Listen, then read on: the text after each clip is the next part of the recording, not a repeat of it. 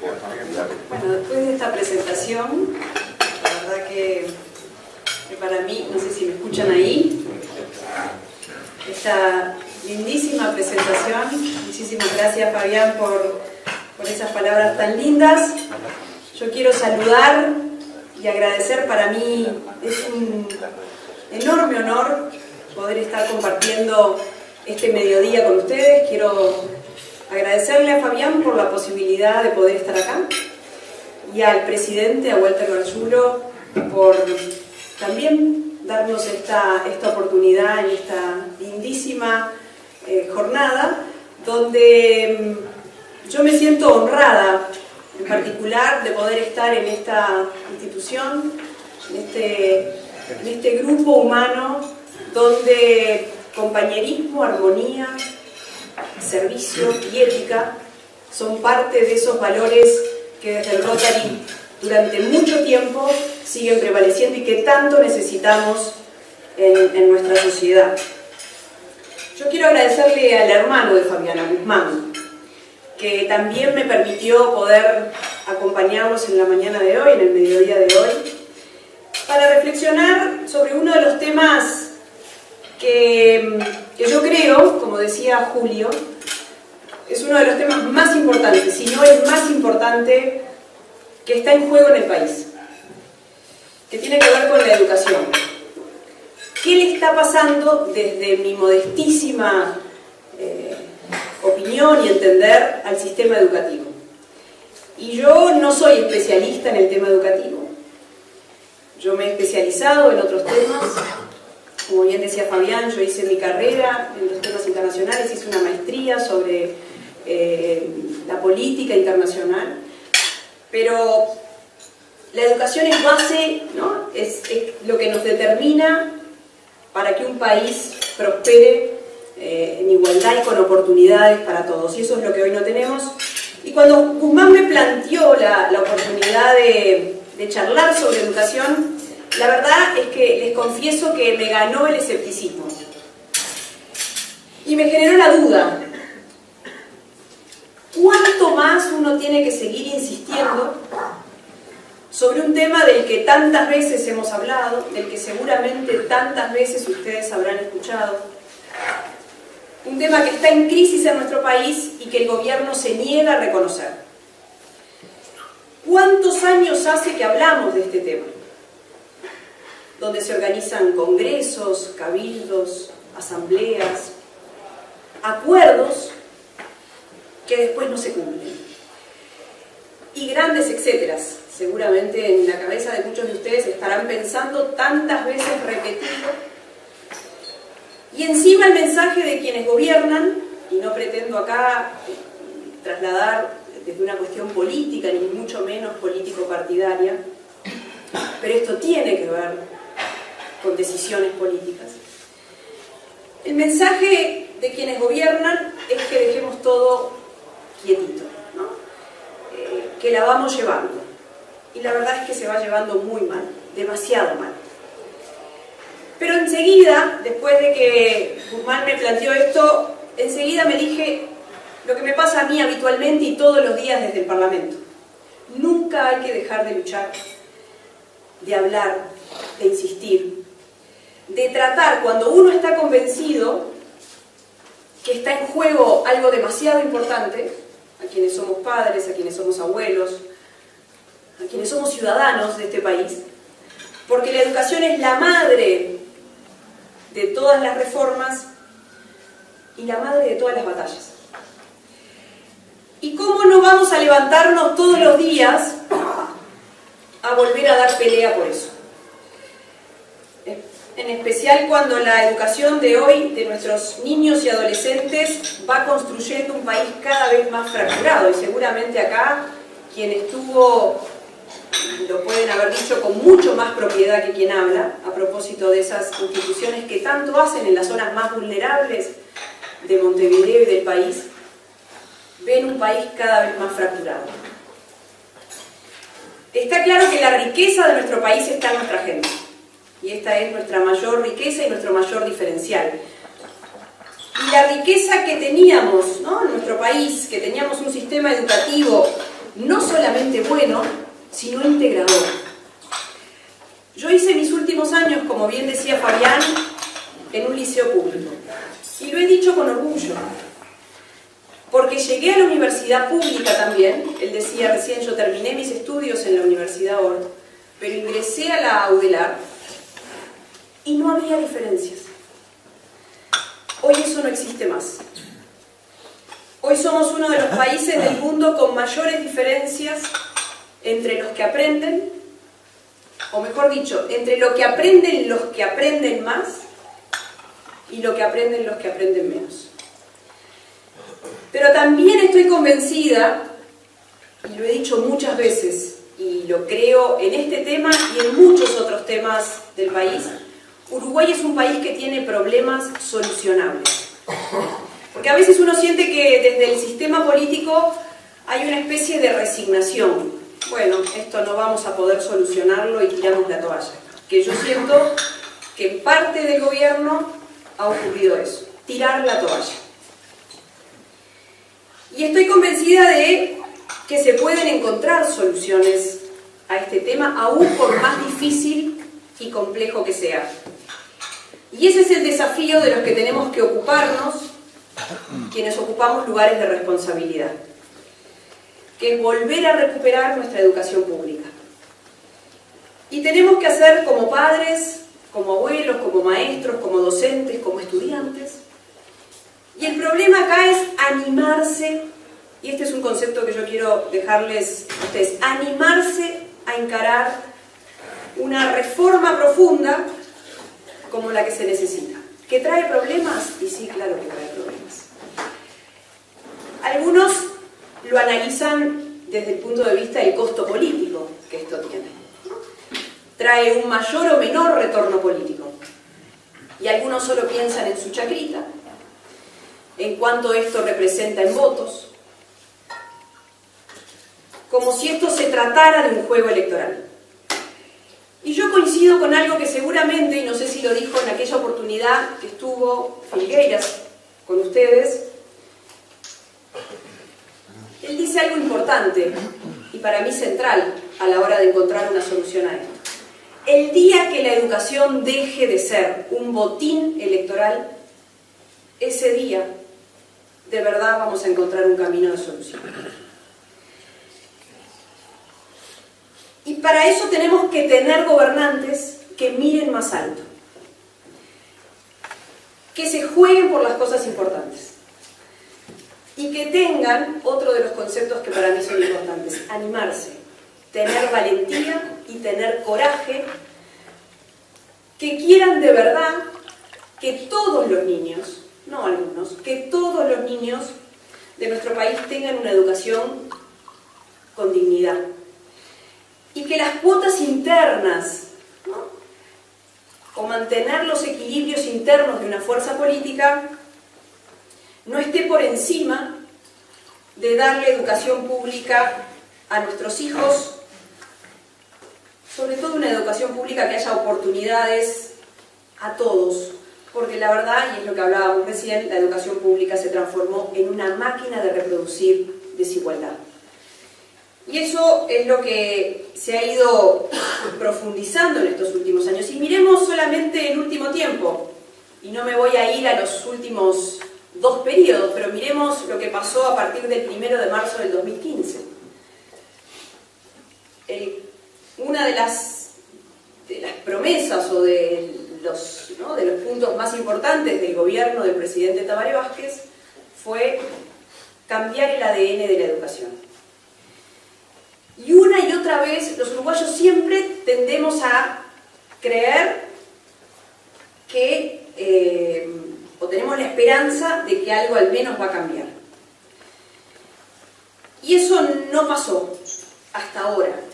Yo sigo teniendo la esperanza de que algo, antes de llegar al 2020, tenemos que hacer. Aún estando desde la oposición y no teniendo desde el Poder Ejecutivo las herramientas que se tienen para eso.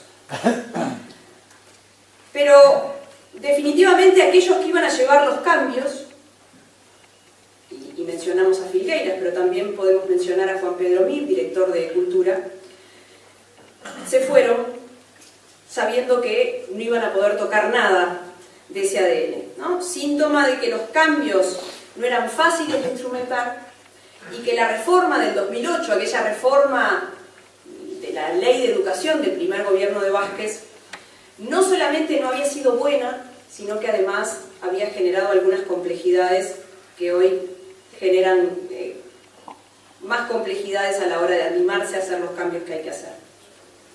Mientras esto pasaba, los sucesivos gobiernos, desde aquel momento, desde el primer gobierno de Vázquez y después del de Mujica con el educación, educación y educación, los sucesivos gobiernos fueron incrementando el presupuesto de la educación y se obtuvieron aumentos reales del entorno del 70% para los funcionarios tanto de la ANEP como de la UDELAR. Yo integro la comisión de presupuesto, por lo tanto pasé en el periodo pasado y en este la instancia presupuestal y de rendición de cuentas. De hecho, ahora estamos en una instancia de rendición de cuentas, finalizando la rendición de cuentas en el Senado.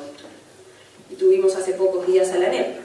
Pero si tomamos, por ejemplo, solo la ANEP, donde deberíamos empezar a nuestro juicio con los cambios, el presupuesto pasó de 767 millones en el 2004 a cerca de 2.000 millones en el 2016.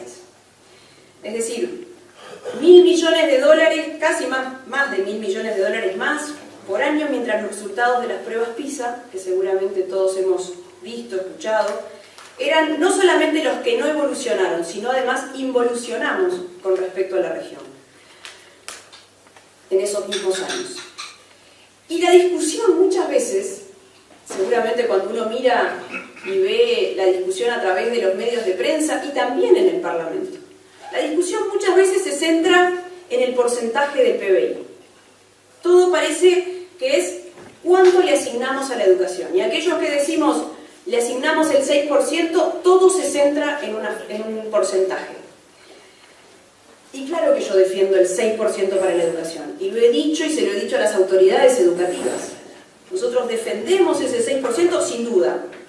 Ahora, por sí solo no garantiza la calidad, la mejora, ni la equidad, ni la calidad del aprendizaje, como lo indica la experiencia que hemos tenido en estos últimos años. Ese 6% no cambia.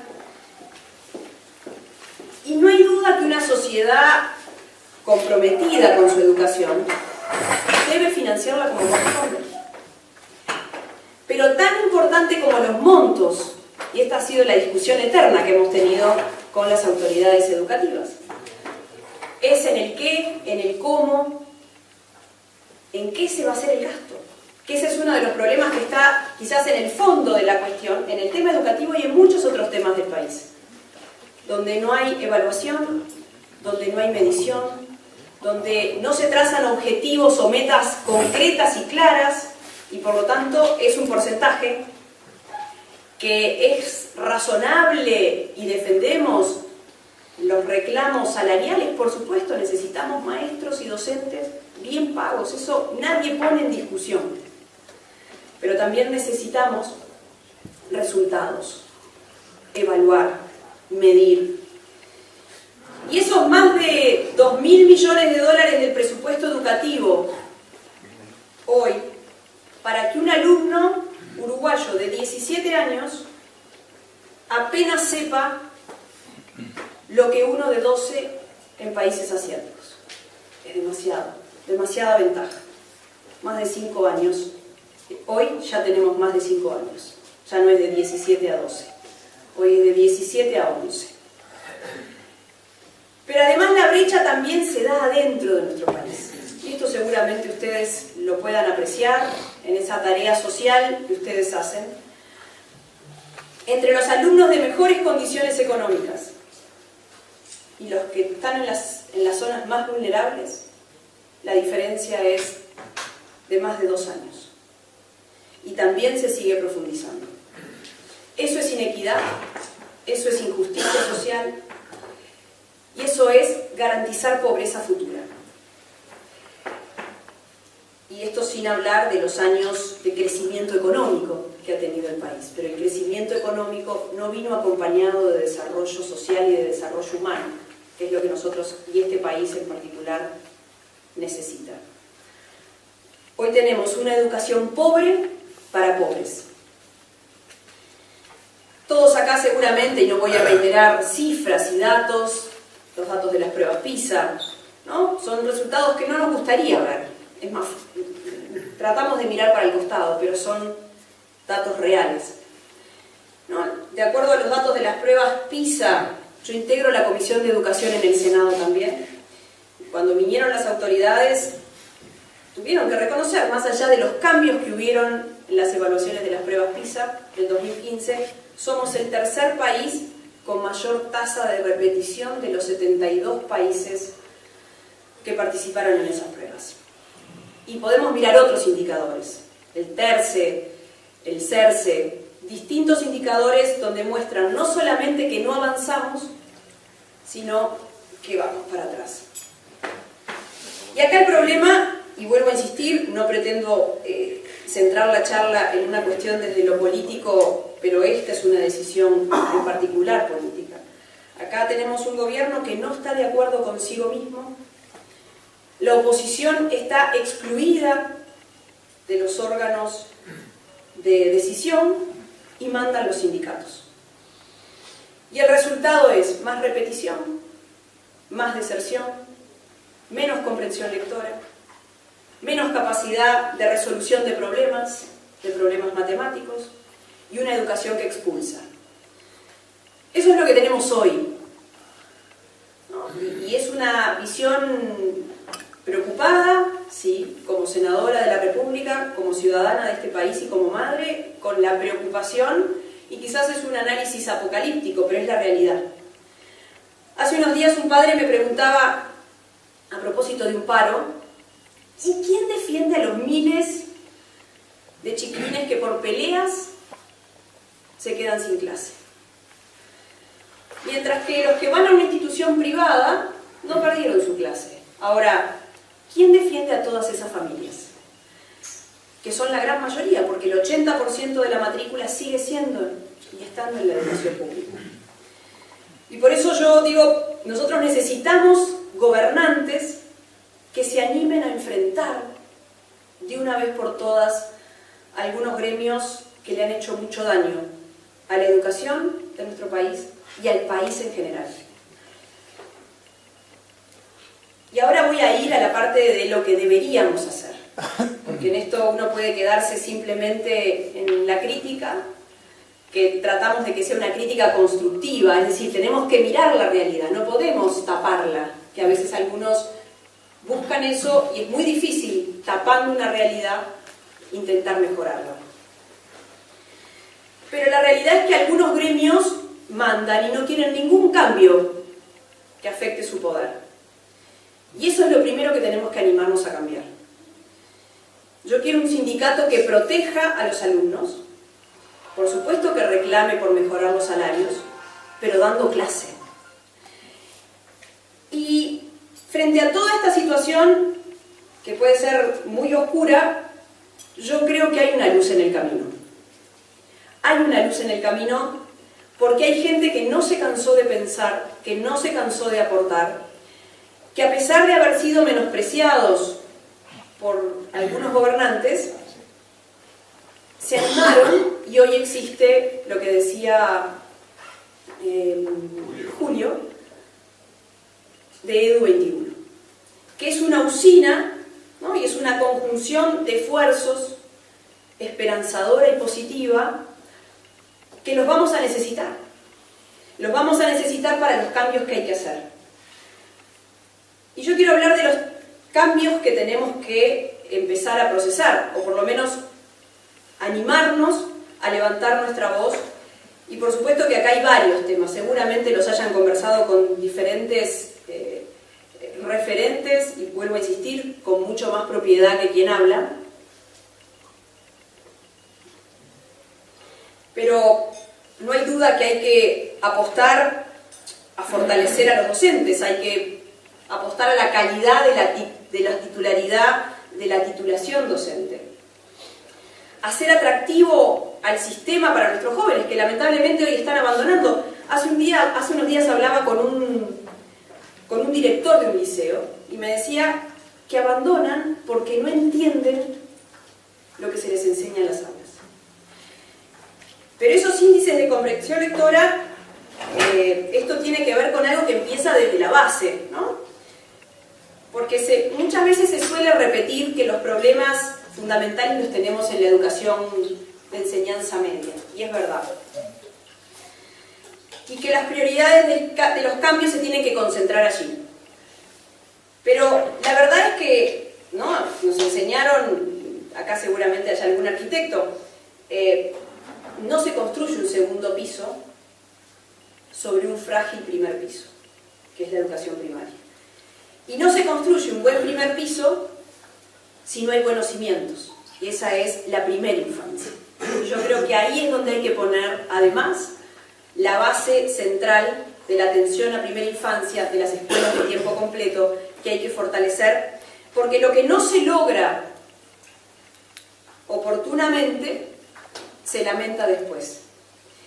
Y es mejor prevenir que intervenir oportunamente para evitar el rezago que después se intenta remediar y que nunca es bueno, porque después se intenta corregir.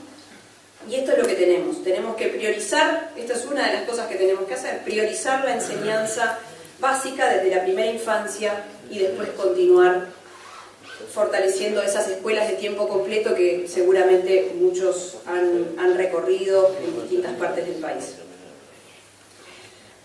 Por eso, más allá de los recursos asignados, como decía recién, está la distribución de esos recursos. Y ahora voy a otra propuesta. La distribución de los recursos tiene un perfil regresivo en los liceos públicos. Esto está en el último informe del INED, del Instituto Nacional de Evaluación Educativa, que lo que dice es que es superior la falta de recursos en los liceos de contexto más desfavorable. Y ahí hay una injusticia, porque la asignación de docentes a los centros educativos no considera las necesidades específicas ni de los alumnos ni de los centros. Y los barrios periféricos son los que terminan siendo más afectados. Ustedes habrán escuchado estas últimas semanas una nueva puja, la tercera, en la que perdieron nuevamente FENAPES con el Consejo de Educación Secundaria, con Celsa Puente, donde nuevamente el planteo de la elección de horas por 2 años volvieron a perder. Y la elección de horas anual, lo que ha hecho hasta ahora es contribuir a incrementar la inequidad en la asignación de los recursos. A ver, los docentes de mayor antigüedad, quizás acá haya alguno que hasta nos pueda ayudar, los docentes de mayor antigüedad, y por ende con mejores salarios, tienden a elegir y a estar en los centros educativos que atienden población de contexto sociocultural más favorable. Y ahí es lo que nosotros tenemos, esta es una propuesta, lo que nosotros tenemos que buscar sería bueno concebir incentivos para atraer mejores profesores a los liceos de contextos más desfavorecidos, es decir, y a los barrios más desprotegidos. Ahí lo hemos planteado en alguna oportunidad, apoyos compensatorios y complementos salariales asignados al lugar de enseñanza. Pero ¿qué otras cosas podemos hacer? Porque estas son cosas que pueden ayudar mucho y necesitamos ideas nuevas. Podemos hacer cosas de mediano, de corto, de mediano y de largo plazo. Como decía recién, una carrera docente de calidad, sueldos docentes de calidad, nos estamos quedando sin maestros, y esa es una realidad. Debemos educar en la ética desde la primera infancia, y eso no es un tema menor.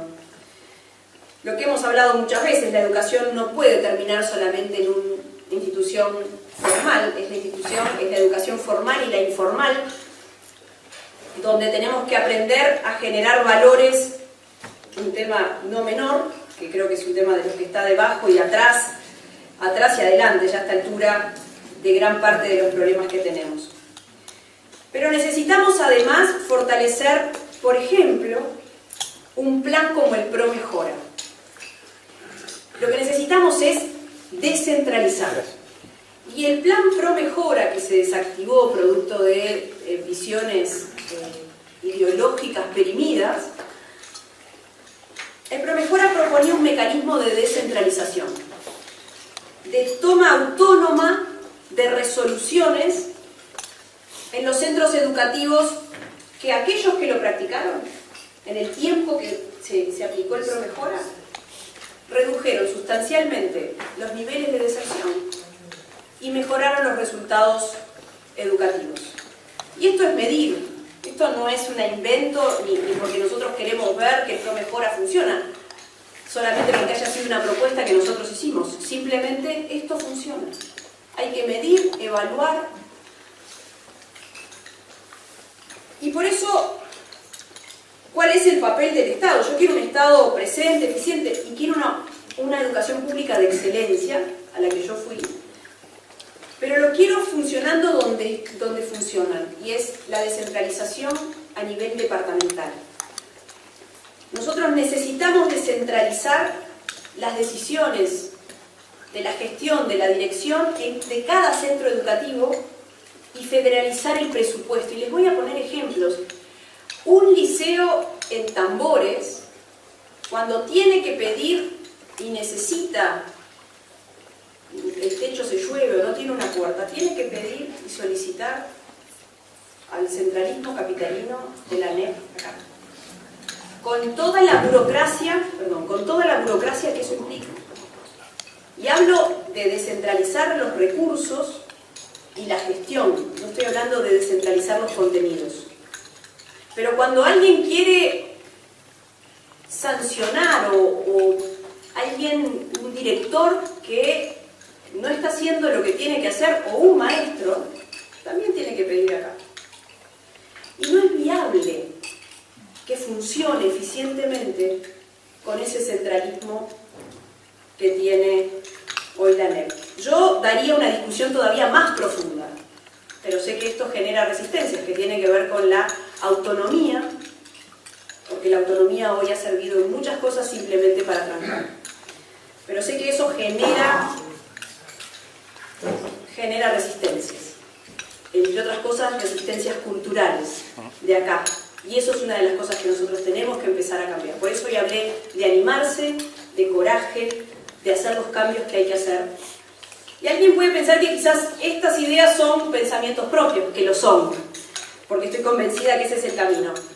Pero no es un pensamiento propio solamente porque creo que así funcionaría en nuestro país. También miramos algunos modelos que existen en otros países. Y si uno mira Canadá, que es el único país de las Américas en figurar en el top 10 de todas las evaluaciones hechas por las pruebas PISA, esto de la descentralización funciona y es un éxito. Hace más de 20 años, desde el año 96, que lo aplican. No exactamente como yo lo estoy planteando acá en Uruguay, pero a grandes trazos comparten el tronco de la descentralización. De hecho, en Canadá ni siquiera existe un Ministerio de Educación, sino que existen justamente en cada estado y tienen esa autonomía entre otras cosas presupuestal, de gestión, de administración. Y otro de los temas que no me voy a detener porque no quiero extenderme mucho más, en agradecimiento al tiempo que me han dispensado, es ¿qué estamos educando? Seguramente si hoy leyeron el diario El País, una entrevista a Renato Perti, también un baluarte muy importante de Edu21. Y él, una de las cosas que dice es ¿qué estamos educando? ¿Para qué? ¿Para quiénes estamos educando? Y eso tiene que ver con... Hoy tenemos una educación del siglo XX y estamos en el siglo XXI. La educación empezó a ser un cuello de botella para el crecimiento del país. Y seguramente cada uno en el rubro en el que está tiene la dificultad de una población cada vez menos calificada, mano de obra cada vez menos calificada. Uruguay tuvo históricamente mano de obra calificada, pero esta crisis, ¿no?, ha ido generando este proceso de deterioro y tiene que haber una coordinación.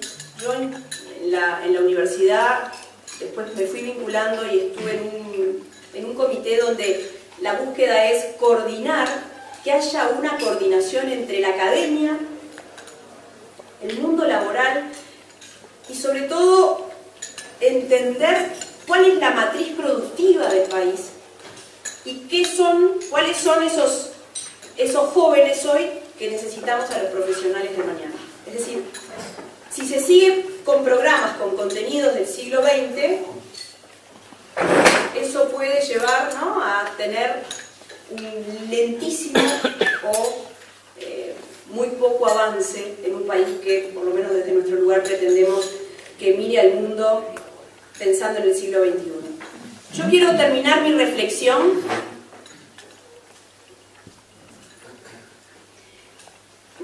un tanto desordenada, primero haciendo un llamado a todo el sistema político, pero a la sociedad en general, porque este es un tema que debe ser nacional. Y me quedo con eso que decía al principio, no puede ser un botín electoral donde cada uno mide en función de sus chakras. Acá tiene que haber un gran pacto nacional en pos de una buena educación, de la mejor educación que podamos darle a todos los uruguayos. Y para eso se necesita autocrítica, liderazgo, voluntad política, madurez política, que no siempre hay, y del compromiso de todos los actores involucrados, que somos todos, todos. ¿No? Tenemos que animarnos a romper el status quo y a salir de nuestra zona de confort. Todos, el Poder Ejecutivo, los gremios, el Frente Amplio, los partidos de oposición y los uruguayos todos. Esa es mi compromiso y mi trabajo de todos los días. Intentar mirar un poquito más allá de esa lógica en la que a veces desde el sistema político muchas veces uno tiende a mirar en función de las conveniencias, y esto es mucho más importante y nos va la vida en un tema que afecta al país en general. Y el segundo, quiero terminar con una reflexión que hacía un tiempo, unos días antes de dejarnos, alguien que le dio mucho al país, pero especialmente en el último tiempo él empezó a hacer, en función de su preocupación por el país que hoy se había deteriorado en cuanto a valores, el presidente Valle, unos días antes de morir, yo estuve en una charla y él decía algo con esa genialidad que tenía, y ustedes saben que no era de mi partido político, pero tenía una gran admiración. Él decía algo: la ignorancia genera esclavitud, pérdida de libertad y el debilitamiento de nuestra independencia y por ende de nuestra soberanía. Las naciones no son más felices porque sean más grandes o más ricas. Las naciones son más felices si tenemos más gente educada, más científicos y más y mejores educadores.